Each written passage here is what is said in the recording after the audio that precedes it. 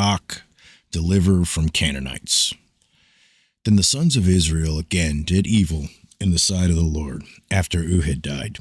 And the Lord sold them into the hand of Jabin king of Canaan, who reigned in Hazor. And the commander of his army was Sisera, who lived in Harosheth Hagoyim. The sons of Israel cried to the Lord, for he had 900 iron chariots, and he oppressed the sons of Israel severely for 20 years. Now Deborah, a prophetess, the wife of Lapidoth, was judging Israel at the time. She used to sit under the palm tree of Deborah between Ramah and Bethel in the hill country of Ephraim, and the sons of Israel came up to her for judgment. Now she sent and summoned Barak the son of Abinoam from Kadesh Naphtali, and said to him, Behold, the Lord, the God of Israel, has commanded, Go and march to Mount Tabor, and take with you 10,000 men from the sons of Naphtali and from the sons of Zebulun. I will draw out to you Sisera, the commander of Jabin's army, with his chariots and his many troops, to the river Kishon, and will give him into your hand. Then Barak said to her, If you will go with me, then I will go, but if you will not go with me, I will not go. She said, I will surely go with you. Nevertheless, the honor shall not be yours on the journey that you are about to take, for the Lord will sell Sisera into the hands of a woman. Then Deborah rose and went with Barak to Kadesh. Barak called Zebulun and Naphtali together to Kadesh, and 10,000 men went up with him. Deborah also went up with him.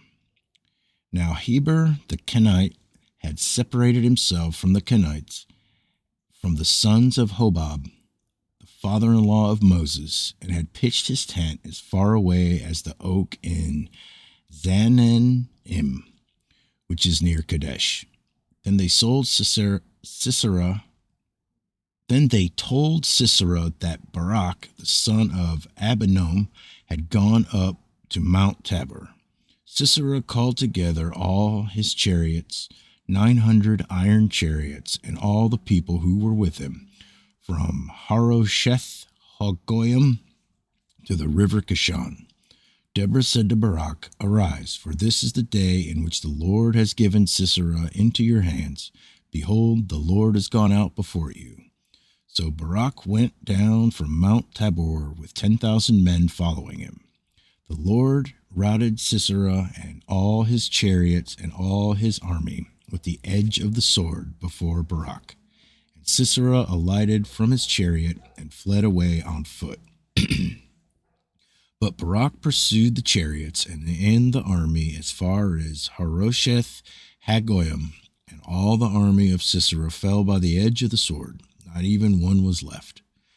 Now Sisera fled away on foot to the tent of Jael, the wife of Heber the Kenite, for there was peace between Jabin and the king of Hazor and the house of Heber the Kenite. Jael went out to meet Sisera and said to him, Turn aside, my master, turn aside to me, do not be afraid. And he turned aside to her into the tent, and she covered him with a rug. He said to her, Please give me a little water to drink, for I am thirsty. So she opened a bottle of milk and gave him a drink. Then she covered him.